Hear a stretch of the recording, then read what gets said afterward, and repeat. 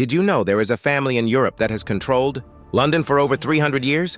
Yes, 3 centuries. And yet most people have never heard of them. They live quietly behind huge walls, making decisions that affect millions of people every day. They own estates, buildings, and even businesses you might visit without knowing it. They are invisible, but their influence is everywhere. But the truth behind this dynasty will shock you. This isn't just history.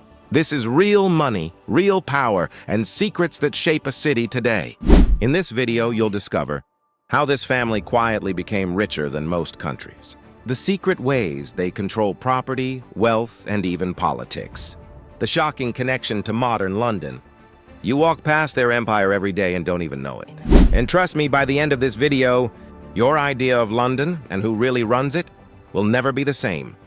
Let me show you exactly how this happened. To understand this dynasty, we have to go back hundreds of years. London wasn't always the bustling modern city you see today. It was a patchwork of villages, markets, and estates. Over time, a few families acquired key lands, buildings, and businesses, slowly building control over the city's wealth. Most people think that modern London is run by corporations or the government. That's partly true. But behind the curtain, this family has been quietly shaping how the city grows, how money flows, and who benefits from it. Here's a surprising fact. They were not born rich. In the early 1700s, they were clever traders, smart investors, and risk takers. They bought land when no one else wanted it. They invested in new buildings and businesses, often before anyone realized their value.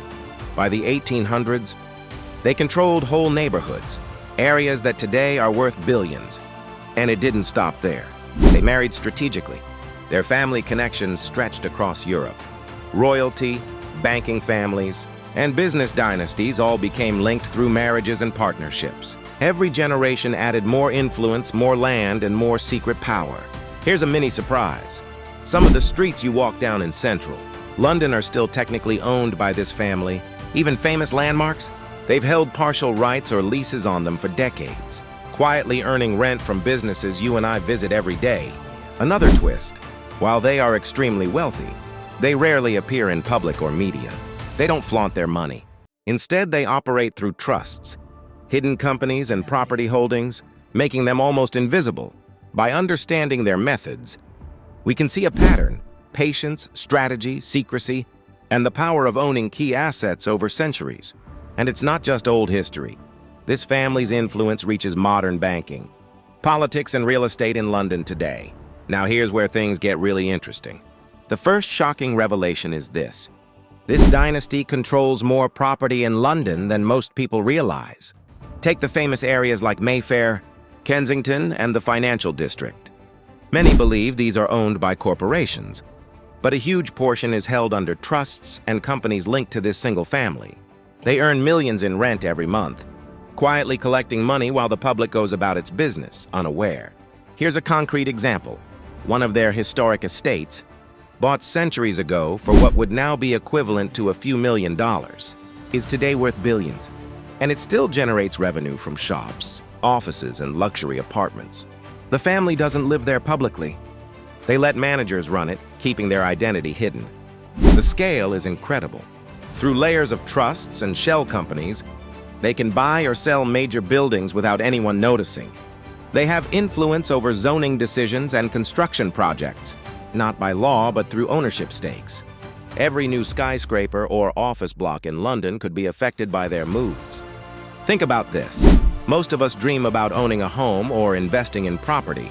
This family owns entire neighborhoods, entire financial blocks, and because of secrecy, they can shape London's economy quietly, almost like puppeteers. Here's another surprise. Their wealth isn't just property.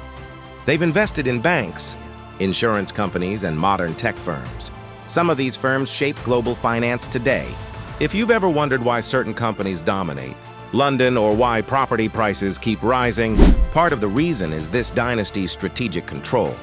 And yet, despite all this power, most Londoners never know their names. They appear only in obscure legal documents, property records, or financial filings, but not in news or social media. That's how they maintain control. Invisibility is their superpower. But if you think that's crazy, wait until you hear this. The second revelation is about political influence.